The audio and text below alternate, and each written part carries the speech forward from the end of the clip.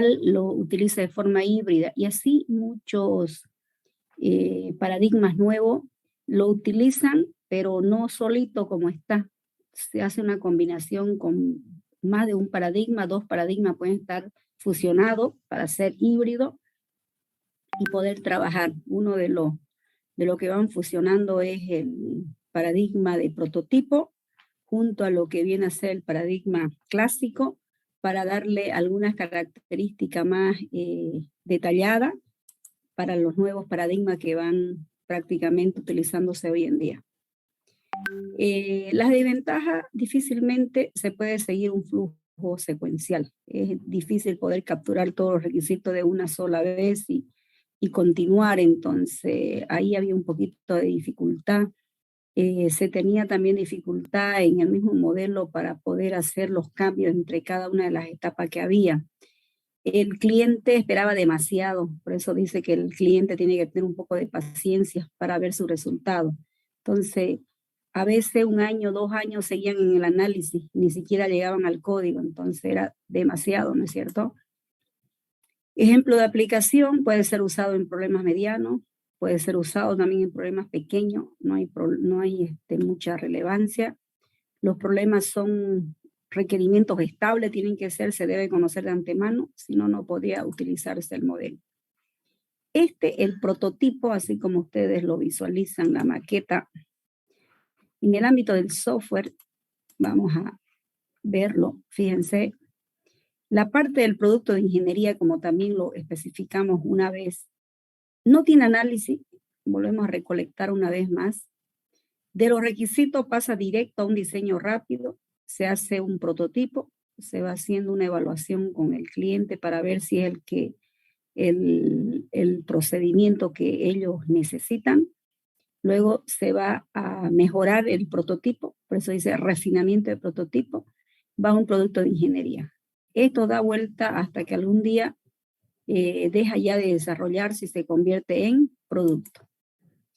Las 6 etapas, las ventajas que podemos encontrar en prototipo, ¿ya? Las desventajas también, porque aquí no tiene análisis, no tiene un buen seguimiento de ingeniería. Esto está más orientado hacia una persona que directo se va a hacer su código, ¿no es cierto?, sin hacer nada de análisis. Normalmente esto se utiliza como forma híbrida, ¿no?, en la parte de ingeniería. No sé si ya lo investigaron, está el DRA.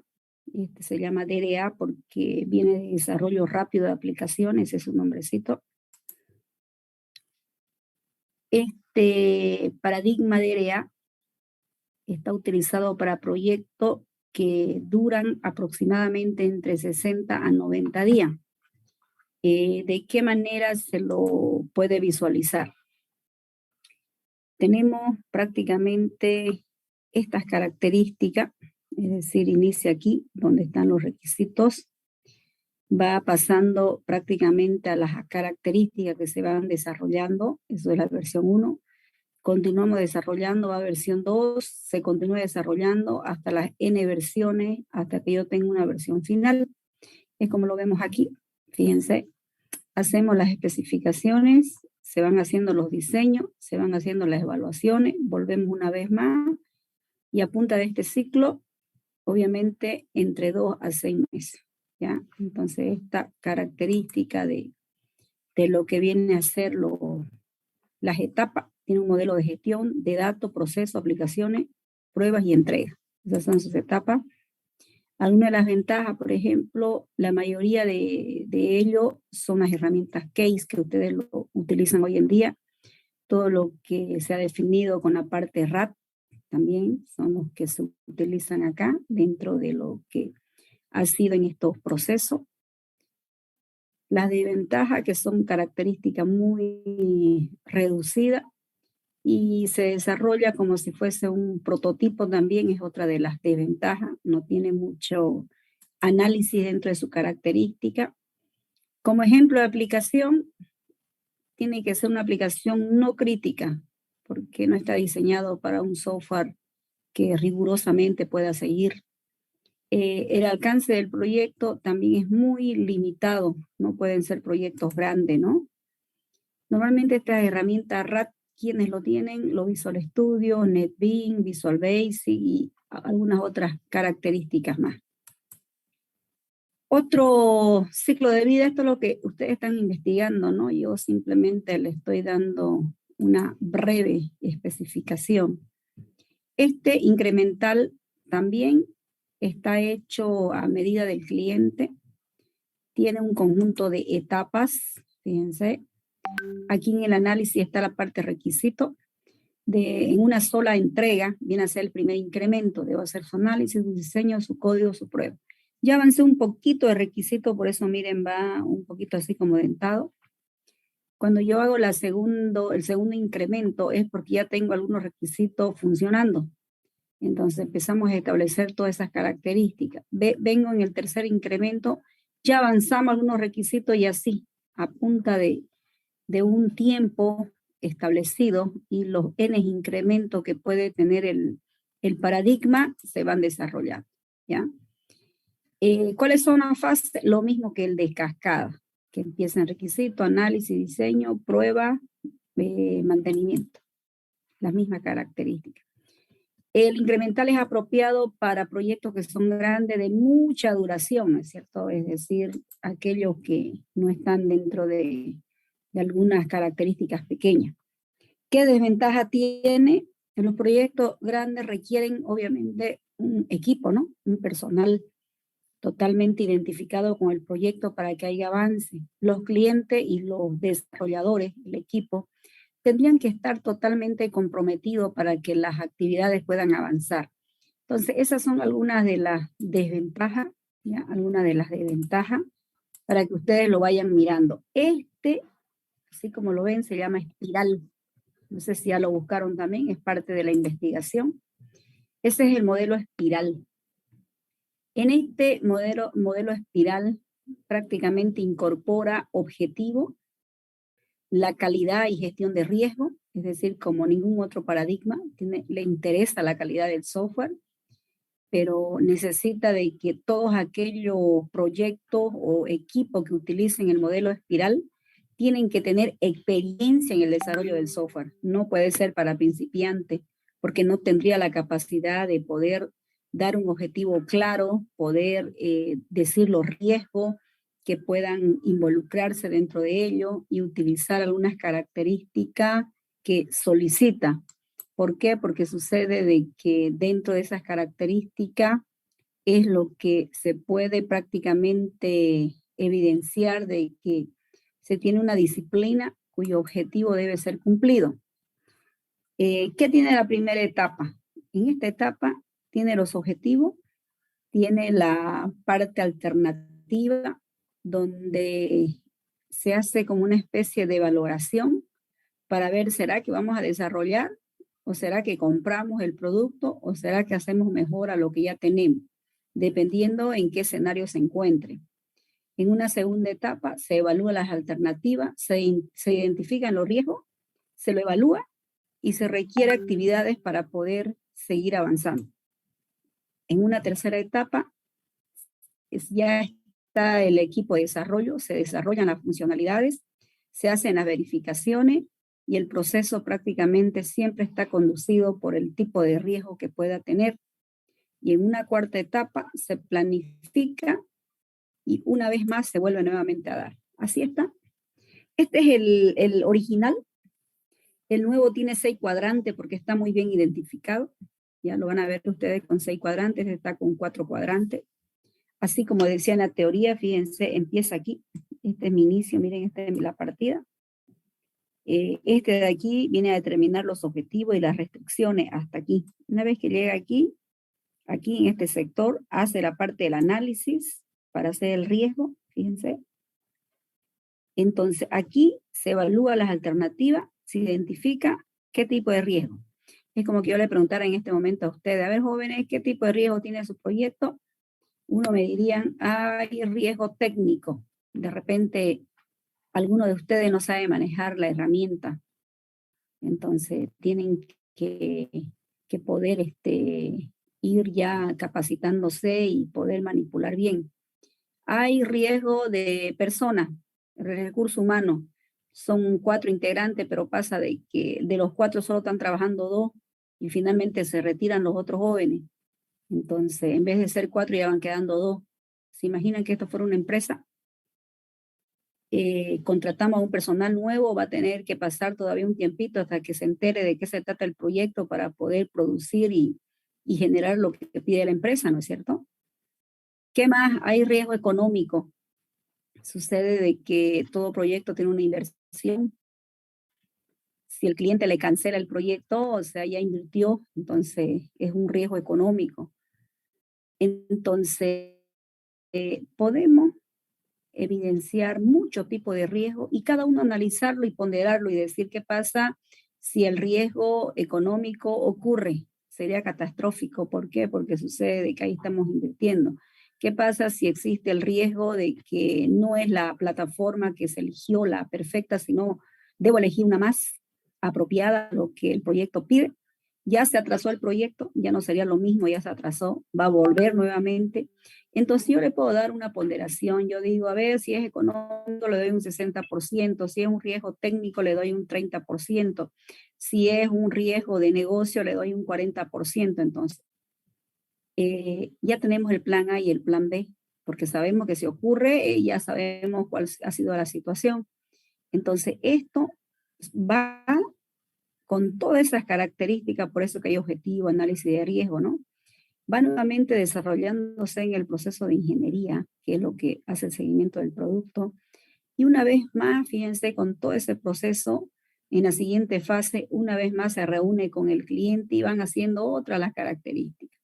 Este paradigma tiene dos paradigmas incluidos, es híbrido. Tiene el clásico y tiene el prototipo. Entonces, todo lo que hemos hablado, aquí está, miren, estos son los 6 cuadrantes: comunicación con el cliente, primera fase; planificación, segunda fase; análisis de riesgo, tercera fase; ingeniería, cuarta fase; construcción y adaptación, quinta fase; y evaluación del cliente, sexta fase. Entonces aquí lo podemos ver, sus ventajas, lo que hemos hablado, las desventajas.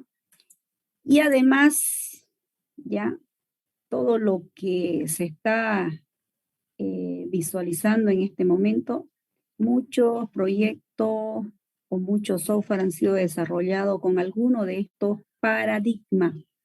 El propósito aquí es tener el conocimiento de que no solamente existen 1 o 2 paradigmas, sino existen mucho dentro del mercado laboral, donde se van utilizando algunos para desarrollar el proyecto. Hoy en día el más solicitado es todo lo que es Scrum, programación extrema y todas las características que se puedan ver para poder ser utilizado. ¿Ya? Entonces, este otro se llama técnica de cuarta generación. Lo vemos al cliente, lo vemos la parte de la técnica de cuarta generación para poder involucrarlo dentro de lo que vendría a ser el proyecto. Otro de los modelos que recientemente se han podido evidenciar y utilizar en algunos proyectos de software son los que están basados en componentes, se llaman desarrollo basado en componentes. Incorpora muchas características del modelo espiral, pero está configurado prácticamente para que el software pueda generar fácilmente las características apropiadas. Por eso se llama basado en componentes. Por eso tiene una planificación, un análisis de riesgo, una construcción, una evaluación con el cliente y finalmente una comunicación con el cliente. Miren, identifica quiénes serán sus componentes candidatos, busca cuál es el componente de una biblioteca, por supuesto, porque si no, no tendría de dónde hacerlo. Vamos a seleccionar y a extraer estos componentes y vamos a mirar si es posible utilizarlos, si están o no están disponibles. Y así, obviamente, ¿cuáles son los modelos recientes también? XP, por ejemplo, todo lo que viene a ser XP, son disciplinas en el desarrollo de software que prácticamente su autor es Ken Beck, que lo han prácticamente utilizado en muchos proyectos que tienen un requerimiento corto, no muy largo, para poder ser desarrollado. ¿Qué es lo que persiguen como objetivo? Miren, Debe prácticamente tener una satisfacción con el cliente, debe trabajarse en grupo, debe reducirse el costo en etapa de vida del sistema y así sucesivamente va a ir trabajando con cada uno de ellos. Lo que más necesitan ellos es establecer sus 4 variables. ¿Cuál es el costo? ¿En qué tiempo lo desarrollo? ¿Qué calidad va a tener? ¿Y cuál es el ámbito del objetivo que debe alcanzar? Pero también tiene 4 valores, tiene 4 variables, 4 valores y 4 actividades básicas. Los 4 valores, comunicación. Sin comunicación en el desarrollo de software no hay nada. Es por eso que a ustedes, miren, fíjense lo que más ahorita estamos dedicando más tiempo es en el perfil. Y la única manera de poder establecer la comunicación con el cliente es que ustedes puedan hacer preguntas. Para eso están haciendo entrevistas, de tal manera de que ahora ya van a desarrollar su base de datos, estén capaces de poder hacer este tipo de situación, ¿no es cierto? Entonces, de esa forma, fíjense, las 4 actividades básicas para finalizar es el código, hacer las pruebas, escuchar y diseñar. ¿Por qué? Porque permanentemente está con el cliente. Una de las metodologías más usadas por generaciones, se puede decir, fue la metodología estructurada. Esto fue utilizado prácticamente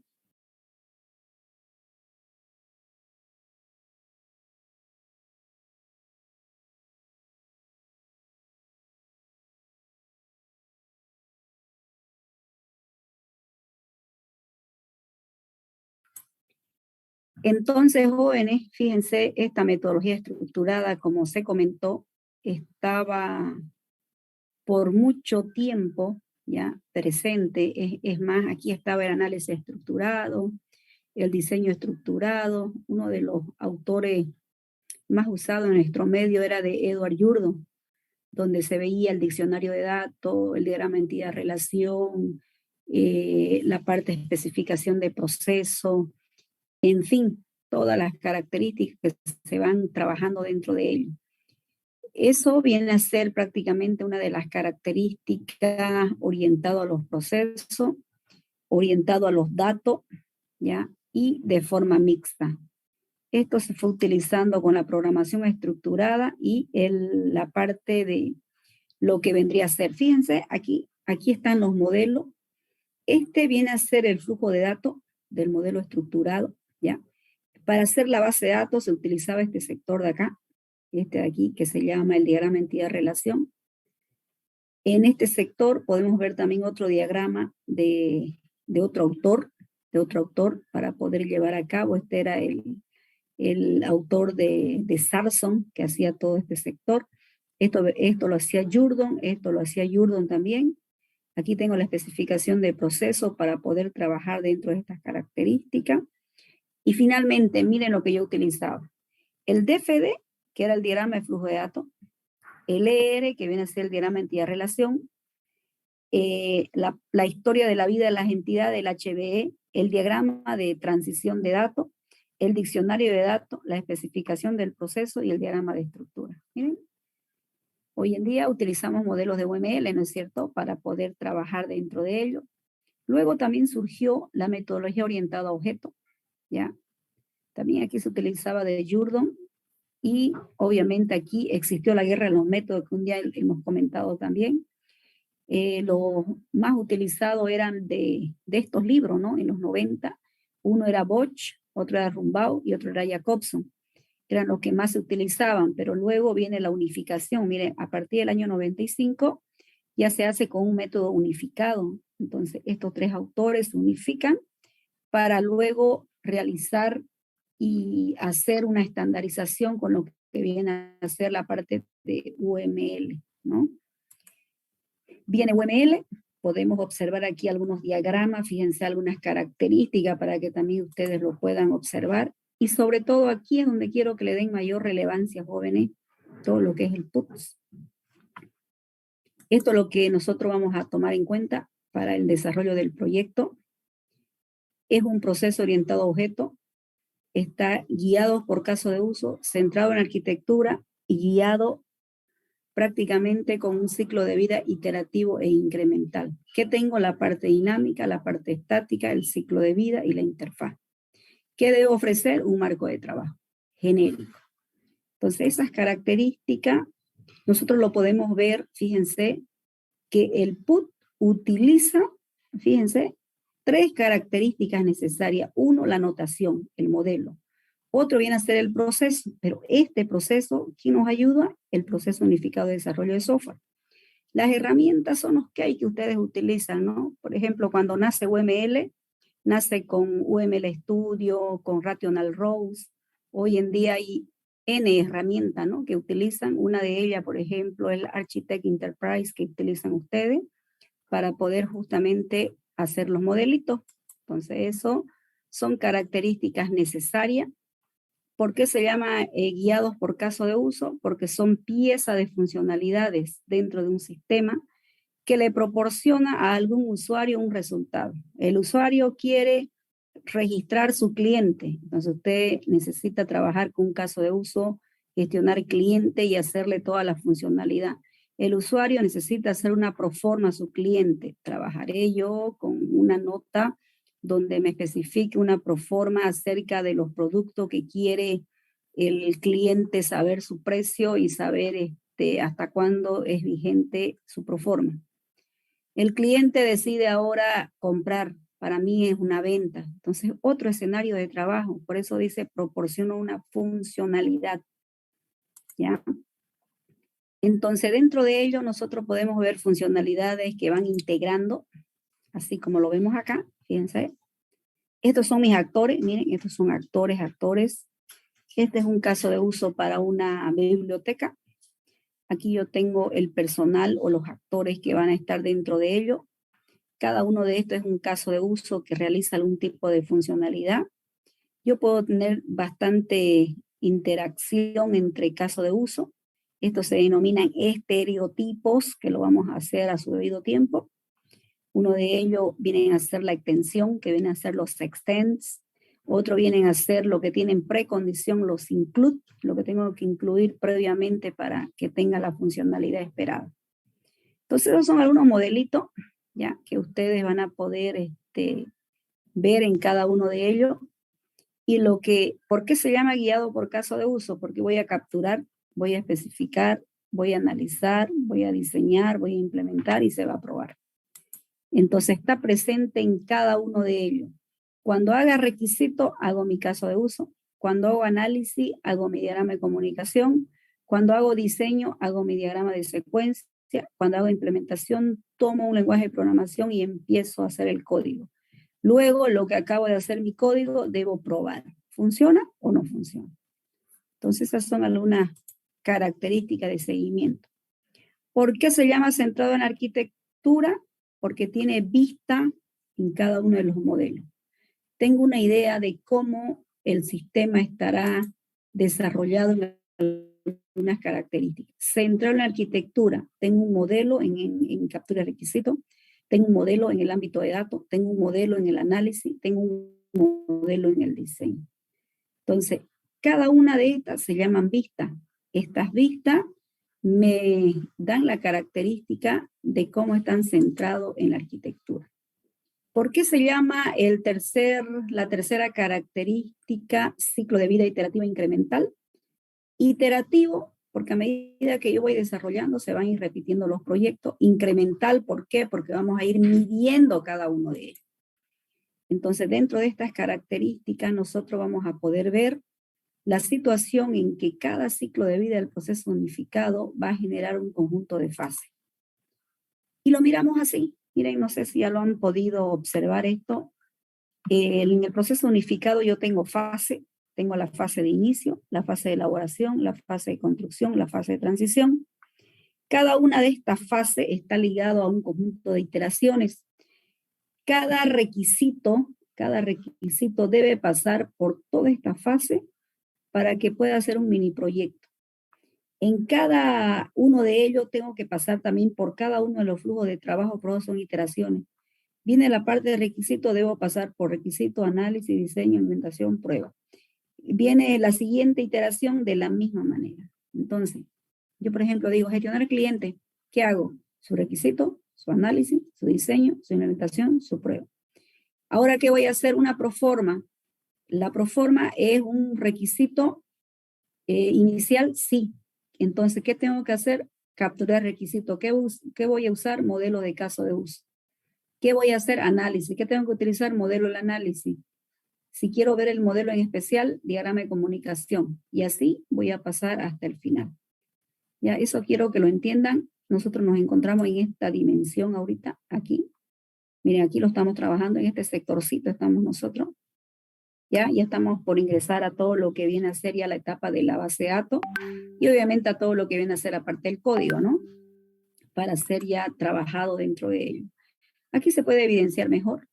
Aquí vemos las versiones del producto, de que cada uno de ellos tiene las N iteraciones para ser trabajada, para ser visualizada dentro de las características. Entonces, lo siguiente, ¿no? También quiero que lo vayan aprendiendo desde ahora. Cuando yo hablo producto de software, no solamente me refiero al código, al producto, a lo que es entregado. O sea, un producto puede entregar cada una de las fases y cada uno de los flujos de trabajo. Por ejemplo, terminamos de hacer la base de datos, un producto viene a ser el artefacto de un diagrama de clase. Un producto viene a ser todo lo que usted ha trabajado en un script dentro del diseño de los datos. Un producto puede ser un diagrama de caso de uso porque se terminó con la especificación de los requisitos. Por eso dice que no solo los códigos ejecutables usted le llama producto, sino que también los productos son todos los modelos o representaciones que usted hace en cada fase, en cada flujo de trabajo para poder evidenciar lo que se está haciendo, ¿ya? Cada fase toma parte de un ciclo de vida. Cada fase determina o prácticamente se va ya finalizando cuando termina un hito. Cuando yo digo de requisito, paso a análisis. Aquí hay un hito. Ya entonces, a medida que esto va pasando, aquí va especificando un poquito con la fase, que es una fase de inicio, elaboración, construcción, transición. Ya lo hemos explicado ya en las características necesarias. Y cada una de estas fases va a tener estas iteraciones. Miren, ¿a qué se llama iteración? Voy a planificar, voy a evaluar la iteración. Pero para planificar está todos los flujos de trabajo. Es mi primera evaluación de iteración. Todo esto de aquí vienen a ser los flujos de trabajo, lo que hemos evidenciado en la parte fundamental de lo que era el ciclo de vida gráfico, ¿no es cierto? El gráfico que vimos. ¿Qué significa captura de requisitos? Donde nos encontramos en este momento, identificar cuáles son mis requisitos, construir el modelo apropiado, que es un análisis, lo especifico y construyo mi modelo. ¿Qué viene a ser un diseño? Encontrar la forma de cómo poder resolverlo. ¿Y qué es la parte de implementación? El código, que es la prueba donde verifico y valido si la funcionalidad es la que nosotros necesitamos. ¿Qué hago en una fase de iniciación? Esto como un anexo, ¿ya? Entonces dice, ¿qué va a ser el sistema para cada uno de sus usuarios principales? Es un modelo con caso de uso que se va simplificando a los casos de uso más críticos. Son algunas interrogantes que le ayudan para poder trabajar dentro de ello. ¿Qué es una elaboración? Especifico el detalle del caso de uso más todos los críticos que hay. ¿Qué más hago? Diseño todo lo que viene a ser el modelo de arquitectura. ¿Qué es una fase de construcción? Lo que usted va a ir haciendo en la parte de lo que es el código. Y finalmente, ¿qué es transición? Miren, fíjense, el producto se encuentra en fase beta. O sea, termino de desarrollar. En transición lo tengo que darle al cliente para que ponga toda su información real. O en su defecto ustedes lo utilizan, pero con informaciones reales. Entonces, eso viene a ser una transición. Esto un poquito porque ya estamos ingresando prácticamente a las características que hay, ¿sí? Entonces, dentro de ello, nosotros también aquí vamos a poder utilizar, fíjense, como le dije que hoy día vamos a entrar a una introducción a lo que es Ishikawa para poder evidenciar cada uno de ellos, ¿no?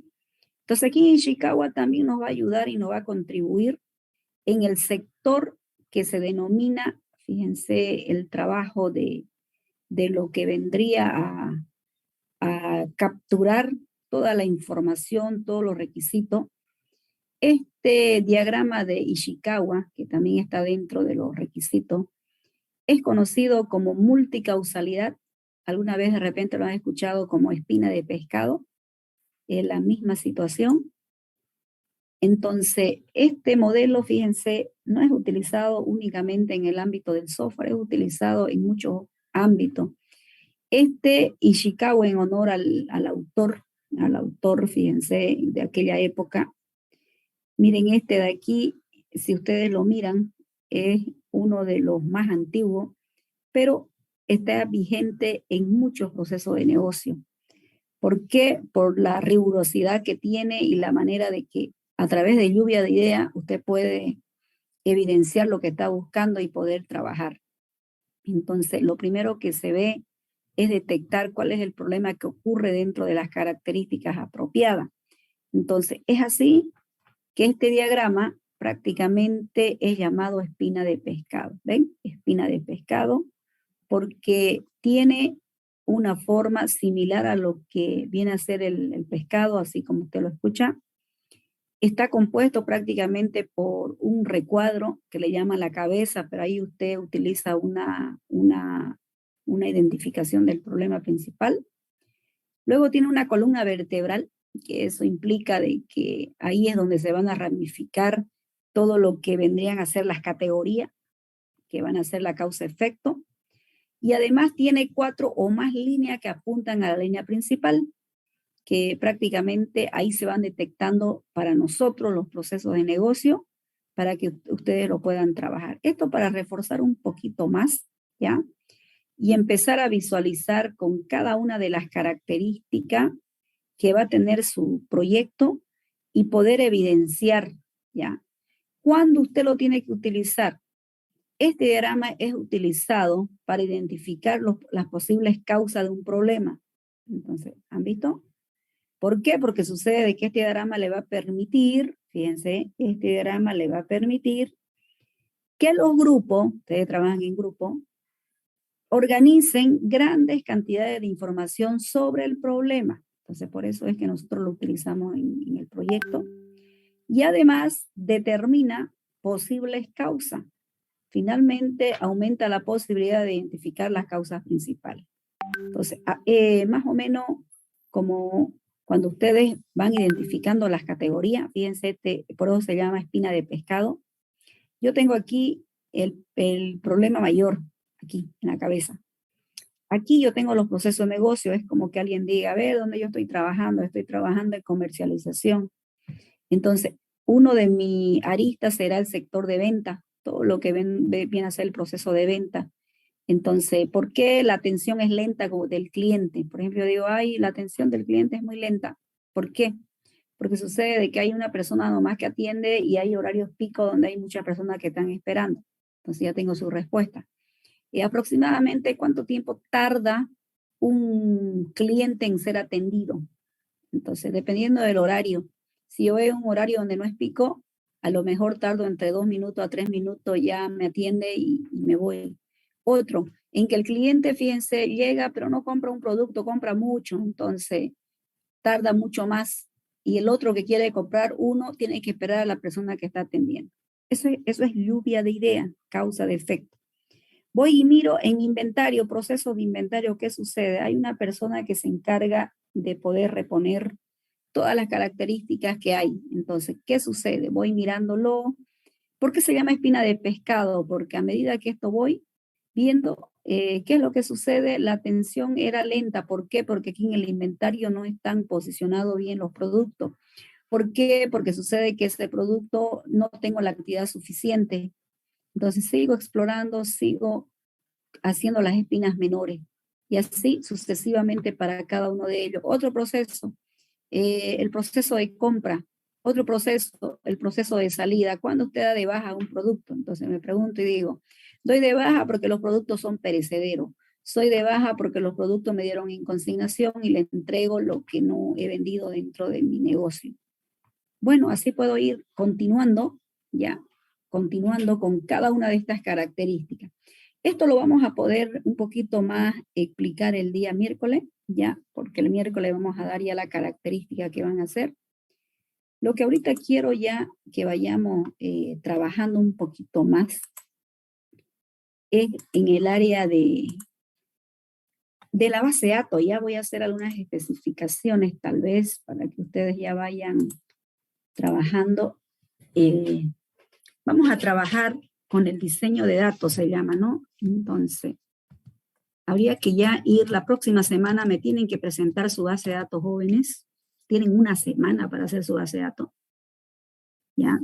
De tal manera de que ustedes puedan ir ya trabajando bien, ya especificando lo que hay, porque con la base de datos ya empezamos ya prácticamente a implementar, ¿no? La primera implementación será el módulo de conexión desde la base de datos hacia el lenguaje de programación, y luego cada requisito ya irá a ir implementándose. Y ya me irán entregando ustedes todo lo avance, cada 10 días, ¿no? Me van a ir entregando su avance de forma iterativa e incremental para ir ya viendo lo que ustedes están haciendo en su proyecto. Entonces, lo primero que van a trabajar, así como algún día lo han visto, es el diseño lógico, ¿ya? Van a empezar a trabajar con su diseño lógico para la base de datos. Entonces, en este sector, lo primero que para hacer el diseño lógico, obviamente me tienen que hacer su diagrama de clase, lo primero. Ya se ha solicitado que en esta presentación me hagan su primera aproximación del modelo de dominio.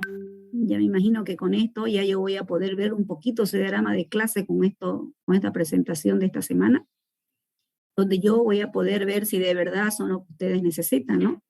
Porque terminado de hacer su diagrama de clase, obviamente ustedes me hacen su correspondiente mapeo, donde van a transformar su clase a tablas relacionales.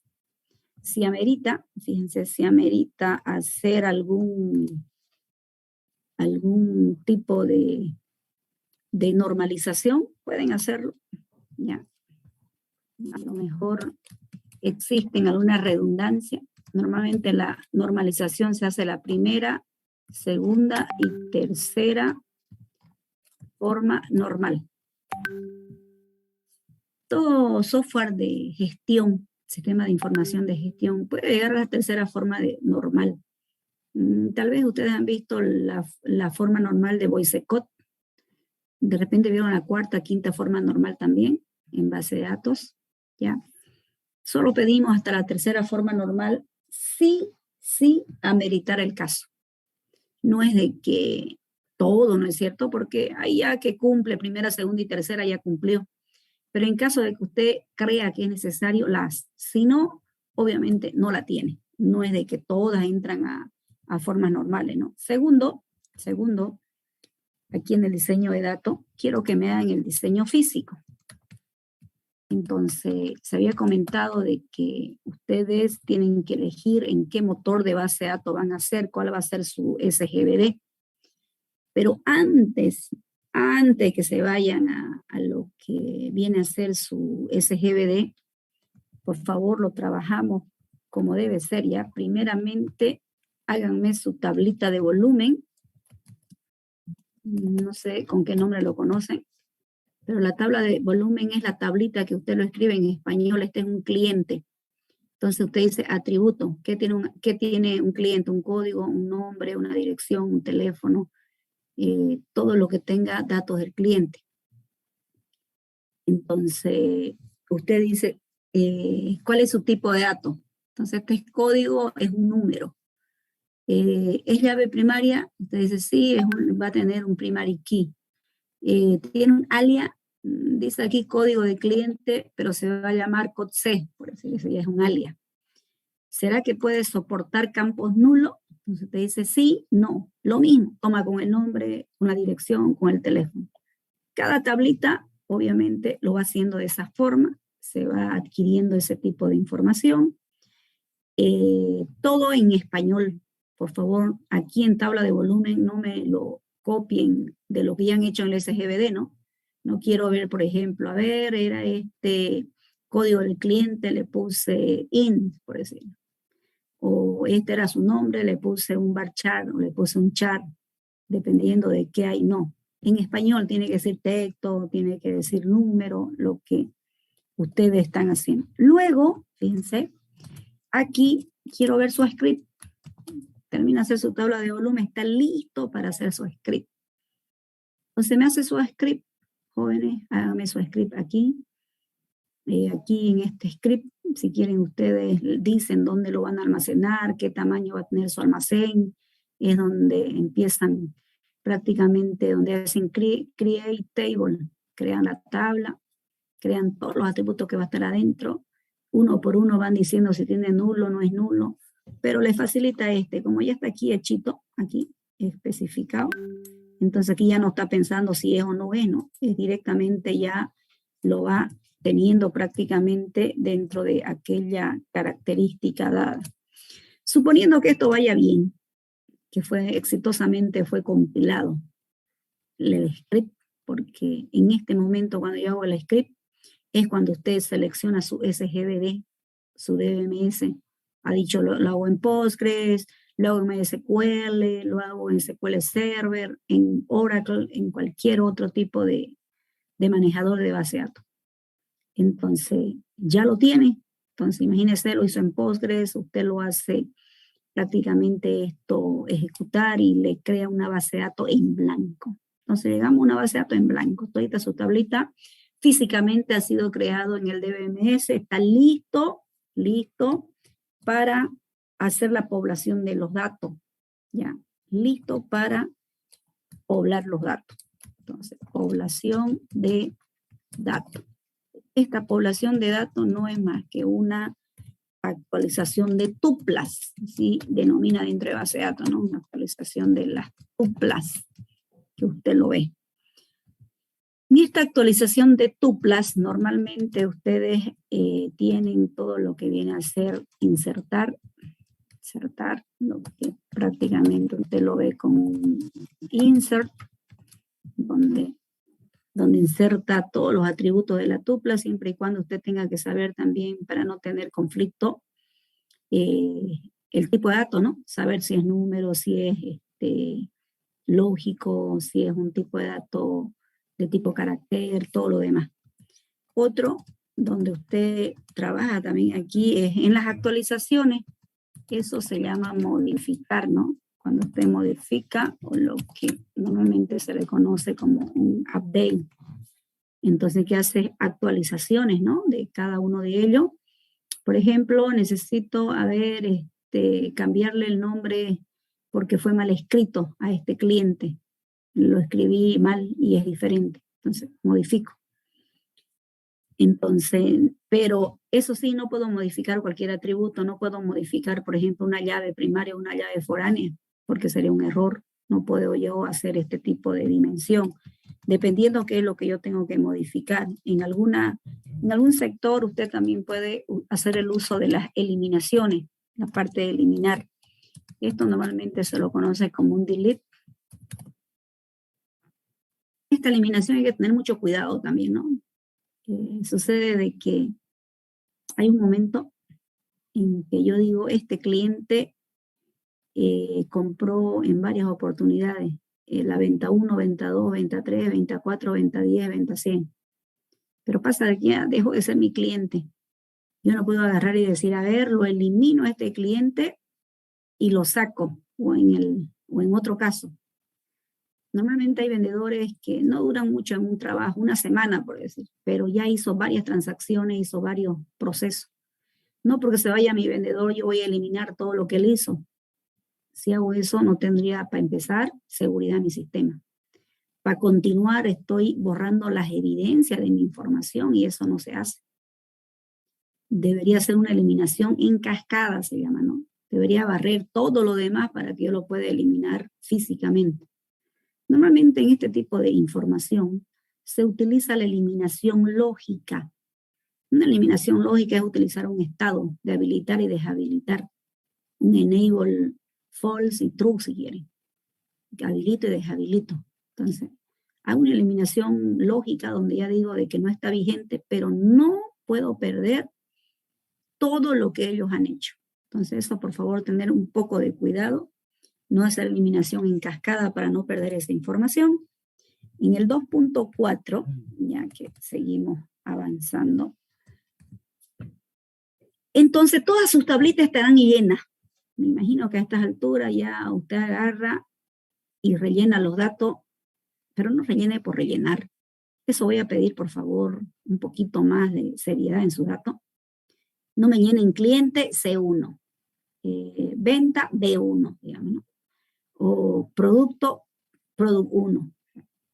Nombre de producto, nombres verdaderos, ¿ya? Entonces, trabajemos con información real para ver de que si es verdad que nos va a devolver esta información. ¿Por qué? Porque quiero que me trabajen con consultita. Quiero que me hagan aquí consulta, ¿ya?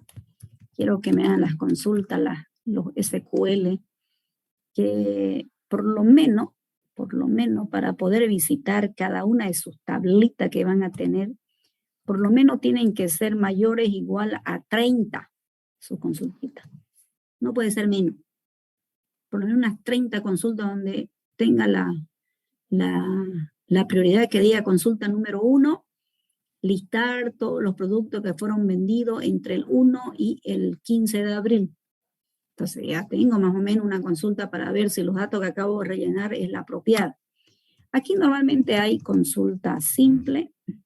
Vamos a citarla, a ver, hay consulta simple, hay consulta múltiple, porque puede visitar más de una tabla. Por ejemplo, si yo digo, a ver, las ventas que fueron realizadas entre el 1 y el 15 de abril, miren, no estoy visitando nada más la venta, tengo que ver todo lo que implica, ¿no? Tal vez la venta, qué vendedor lo hizo, cuáles fueron los productos que estuvieron adentro, entonces esos son múltiples. Y por último, en algunas circunstancias se utilizan las subconsultas. ¿Ya? Consulta, le hago a la consulta otra vez los requerimientos que nosotros quisiéramos evidenciar. Ya entonces, por lo menos, fíjense aquí, háganme unas 30 consultas. Y una vez que hacen su script, si quieren ustedes aquí, pueden también generar aquí su diagrama de navegación, si quieren. El diagramita que les sale cuando ustedes generan el script para que lo miren, ¿no? Porque esto también ayuda a veces si lo han hecho perfectamente bien o si lo han trabajado, eso pueden generarlo también. Y por último, esto tal vez no lo tengan todavía, pero vayan aprendiéndolo, ¿ya? Por lo menos un procedimiento almacenado presénteme, para que sepan también, ¿no? No me vengan con excusa de que no he visto, que eso de base de datos 2. Miren, el simple hecho de decir procedure, o lo que viene a ser procedimiento almacenado, si usted ha programado cosas más difíciles, esto es sencillito. Únicamente debe conocer la parte lógica y puede trabajar sin ningún tipo de dificultad. Otro que ayuda muchísimo en este ámbito, la mayoría como es gestión, son los disparadores. Los triggers. Estos disparadores se utilizan para actualizar. Por ejemplo, hoy vendo 10, tenía en mi almacén 15, quedó en mi almacén 5. Entonces, en vez de utilizar físicamente que yo pueda hacer un código ahí en el cliente, tengo que hacerlo en el servidor. Entonces, en el servidor voy a utilizar un triggers que me va a hacer ese tipo de trabajito y a la hora de poder trabajarlo dentro de esas características se va a poder ver. ¿Ok? Bien, jóvenes, entonces, esto por favor para el próximo lunes. ¿Ya? Próximo lunes, quiero que ustedes puedan traerme este tipo de información, ¿ya? Y poder verlo. Otra cosa, le dije de que antes que nos vayamos de esta clase, le dije que íbamos a hablar hoy día de cuándo el examen parcial. Miren, ahora hay todo un protocolo de poder dar examen, como los exámenes son presenciales. Ya yo mandé mi carta para el día viernes 29, pero ahora falta saber si lo aceptan, ¿no es cierto? Pero vamos a estimar ahora viernes 29 de abril, ¿ya? El primer examen parcial. ¿Y qué es el examen? De la unidad 1, que es Teoría General del Sistema. Unidad 2, que es Sistema de Información basado en computadora. Unidad 3, que es los paradigmas de desarrollo de software. unidad 4 que viene a ser todo lo que es Ishikawa, todo lo que es UML, todo lo que es el proceso unificado, fíjense, y todo lo que es lo que viene a ser de UML sus dos modelos, diagrama de clase y los diagramas de actividad, que hasta ahí vamos a tener el avance de todo ese tipo de característica. Será nuestro primer examen parcial. Como esto es, no se olviden que este examen, el primer examen parcial, su modalidad es presencial. ¿Ya? La modalidad es esencial. No se olviden de que dentro de esta modalidad, a ver, vamos a poner hora más bien, hora. Tienen que ser puntuales, jóvenes, no pueden llegar tarde. ¿Ya? 7. El aula y todo lo demás me tienen que entregar de direcciones de carrera. ¿Ya? Si me entregan entre hoy y mañana, ya el miércoles les aviso, o tal vez el viernes, dependiendo de lo que respondan. Entonces, dentro de ello estaría prácticamente dado en esta fecha, 29 de abril, ¿ya? Entonces, para que se vayan preparando y vayan viendo también sus materias que continúan, si es que tienen 8:30, ¿no? Ver si su internet de ahí de la universidad funciona bien o si ustedes llevan sus propios megas. Bien, jóvenes, si tienen alguna consultita, por favor, antes de cortar. ¿Ninguna? Ingeniera, Bien. una consulta. Dígame. Lo que pasa es que yo pertenecía al grupo 5, pero hace unos días un compañero nos dijo que ya no va a formar parte del mismo grupo y que está en otro grupo. Así que en el grupo 5 éramos 3 y solo quedamos 2 y no sé qué pasaría con esta situación. ¿Solamente quedan 2? Sí. ¿De qué están desarrollando? Era el grupo de una importadora. No sé si nos podemos ir a otro grupo. ¿Ustedes tienen conocimiento de la importadora o no? No, ¿Quién era no, el que daba la información? era el compañero que se retiró. Ya, porque ahí también habría que ver, ¿no? Porque si no tienen información y no conocen, se va a atrasar mucho el proyecto, porque ya miren, estoy hablando de base de datos, pues, ¿no? Ya no podemos estar recolectando información, a mí ya tenemos que ver. ¿Qué grupo me dice? ¿5? Sí, 5. Díaz Edwin, Montalbán y Silva. Sí. Ya. ¿A qué grupo quiere irse, pero? ¿Nosotros podemos elegirlo?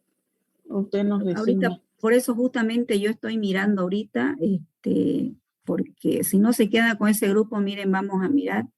Máximo son 5 integrantes, lo voy a compartir más bien para que lo veamos y usted me diga dónde, ¿no? Estamos aquí, miren, ese es el grupo que tenemos ahorita. Ustedes son el grupo 3, ¿no es cierto? Los únicos que podrían irse, si es que son el grupo 4, hay 3. El grupo 4 se encuentra Parapaino, Vargas, María Guadalupe. ¿Están aquí en clase? Sí, ingeniera.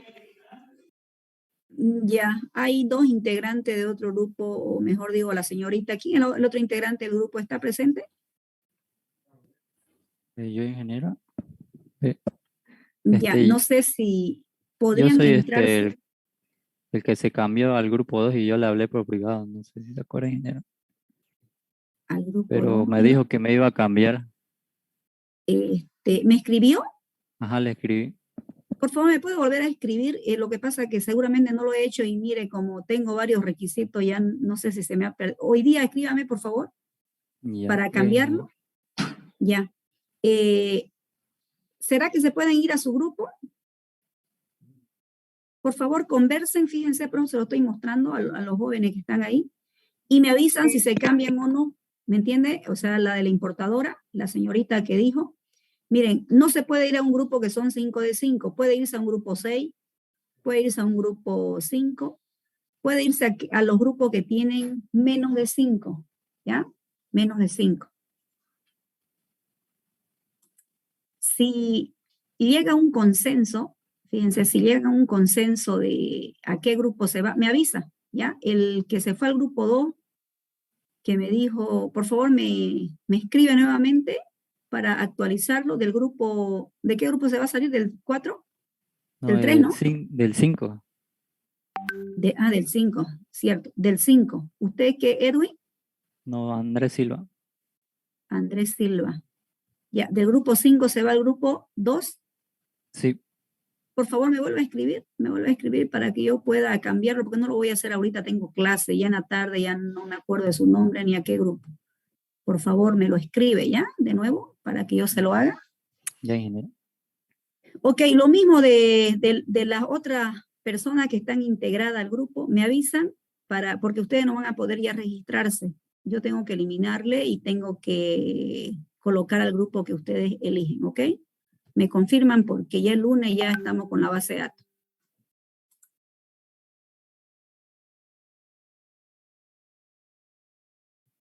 Dice, tengo examen a las 8 de la mañana. Es que no puede. Mi horario mío, jóvenes, es de 7 a 8 y media. Yo no estoy en horario diferente, ¿ya? Ustedes tienen que decirle a su docente de que cada uno respeta su horario, ¿no es cierto? Entonces, mi horario mío es de 7 a 8 y media. No estoy tomando horario de nadie, jóvenes. Así que no puedo yo, si me aceptan el horario, no lo puedo postergar, ¿me entienden? ¿Por qué? Porque el horario mío es de 7 a 8 y media. Entonces, el horario del docente de esa materia que está citada acá tiene que ser a las 8 y media otro día. ¿Me entienden? Por favor, respetemos los horarios. Yo no voy a dar ningún horario que no me pertenezca a la materia. Entonces, eso no es excusa. Ya ustedes verán qué hacen con las otras materias, pero por favor, respetemos los horarios de cada uno de ellos. Para eso tenemos un horario, porque si fuera a las 8 usted no estuviera en la clase de sistema de información, que nuestros horarios es hasta las 8 y media. Bien, jóvenes, entonces, hasta luego y continuamos el día miércoles, ¿ya?